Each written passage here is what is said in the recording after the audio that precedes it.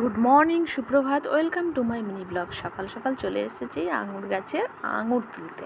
ঠিক আছে, আর আমরা প্রথমে একটা ভিডিও দিয়েছিলাম যেখানে প্রচুর আঙুরের ফুল এসছে, থোকা থোকা ছোটো ছোটো হয়ে আছে। তো আর এখন দেখো আবার এসেছি বাপের বাড়িতে জামাই ষষ্ঠীতে, আর এখানে আঙুর তুলতে এসেছি। আঙুরগুলো এখন কিন্তু খাওয়ার মতো হয়ে গেছে, বেশ পেকে গেছে।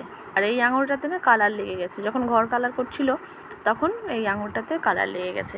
আর আমি অলরেডি এই ছোটো ছোটো ঝরা ঝরা আঙুরগুলো না, প্রত্যেকটা থলি এখনও পাকেনি সেইভাবে, তো যেটা যেটা পেকে গেছে নিচে পড়ে যাচ্ছে সেইগুলোই আমি থলি থেকে ছিঁড়ে নিয়েছি।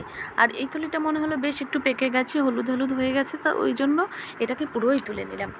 হ্যাঁ, আর দেখো ছাদের উপরেই কিন্তু এই আঙুর গাছগুলো তোলা হয়েছে, আর ছাদের উপরেই আমাদের রয়েছে এই আম গাছটা। এই আম গাছটা ছোটো ছোটো একদম আঙুর ফলের মতোই থোকা থোকা আম ধরে, কেমন পেকে রয়েছে দেখেছো?